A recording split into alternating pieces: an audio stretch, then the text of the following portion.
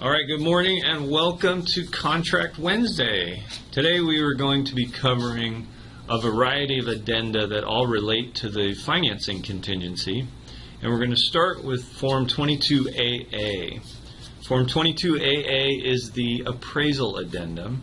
It's most commonly used when you don't have a financing contingency but you intend to get an appraisal and you want to still have the protections of paragraph 7 on Form 22A, which are the low appraisal clauses. So we're going to dive into this addendum and take a closer look and hopefully answer some questions. So Form 22AA, most recently revised in July of 2010, so it's not a very complicated addendum. They don't have to update it very often.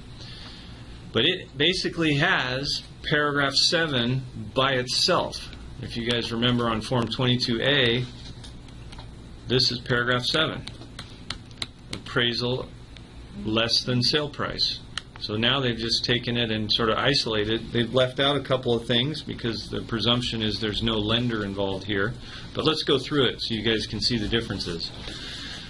So, appraisal less than sale price. If the appraised value of the property as determined by a licensed appraiser is less than the purchase price, buyer may, within 3 days after receipt of a copy of the appraisal, give notice, which includes a copy of the appraisal, to seller of buyer's election to terminate this agreement unless seller, within 10 days after receipt of such notice, delivers to buyer either a reappraisal or reconsideration of value at seller's expense by the same appraiser or another appraiser acceptable to buyer in an amount not less than the purchase price, or B, seller's written consent to reduce the purchase price to an amount not more than the amount specified in the appraisal or reappraisal by the same appraiser or an appraisal by another appraiser acceptable to the buyer, whichever is higher.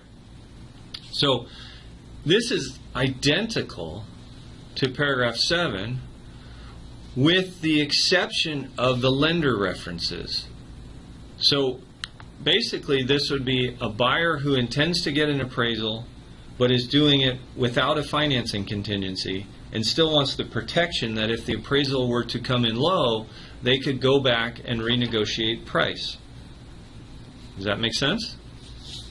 All right, so paragraph 2, if seller does not deliver such appraisal, reappraisal, or consent to reduction of the purchase price as set forth in paragraph 1, this agreement shall terminate and the earnest money shall be refunded to the buyer.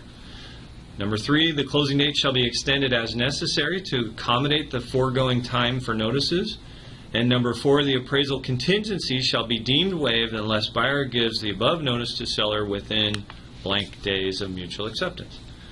It's really pretty straightforward. It does not get a lot of use because not many cash buyers get appraisals. But you're going to run into a buyer at some point that is a cash buyer that says, I love that we got this house under contract, but how do we know we got a good price? And you could say, well, we could get it appraised. And if we did that, we should include this clause so that we can renegotiate. Pretty simple. Any questions before we move on? How do we know, where does it say that this is a cash buyer and not financed? If it's financed, I would use Form 22A Okay. and not need 22AA. Gotcha. So that's how we know. So you're really just doing this in the absence of a financing contingency, but because your client still intends to get an appraisal. The last thing you would want to do is have a buyer buy a house, or at least put it under contract, get it appraised, have the appraisal come in low, and the buyer have no recourse. So that the moment you hear an inkling from your client that they intend to get an appraisal just to corroborate the price, put this contingency in there. Make sense? Alrighty.